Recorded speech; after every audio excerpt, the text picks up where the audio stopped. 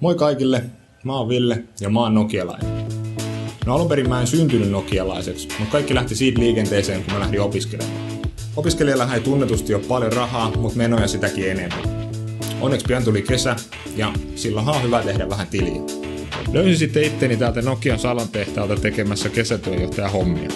Koulukin kyllä alkoi taas syksyllä, mutta mä sain jatkaa täälläkin erilaisia tuurauksia.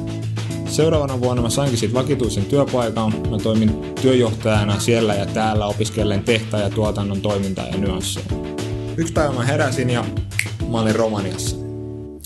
Tarkoitus oli lähteä 1,5 kuukauden komennukselle, joka venyikin sitten puoleen vuoteen.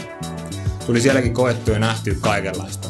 Se on varsin mukavasti maailmankatsomusta. Siis todella.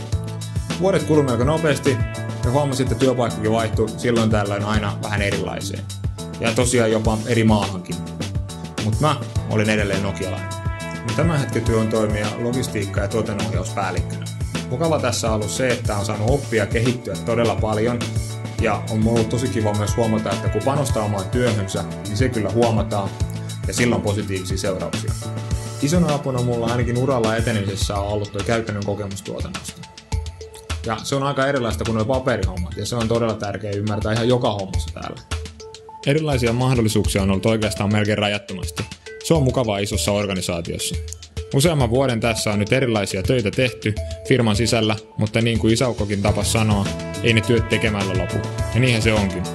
Valmiiksi en ole vielä ihan kaikkea saanut, joten työt jatkuu. Edelleen nokialaisena. Mut hei, se musta tällä erää. Nyt olisi paikkaa tarjolla uusille tulevaisuuden lupauksille, future talenteille. Esimerkiksi just sulle ja vaikka sun parhaalle kaverille. Mikäli sua kiinnostaa oman uratarinas kirjoittaminen, niin hae meille töihin. Ja jos koet, että tää homma on just sulle, niin kerro tästä kaverille, jolle tää homma voisi sun mielestä sopia paremmin. Nähdään Salossa.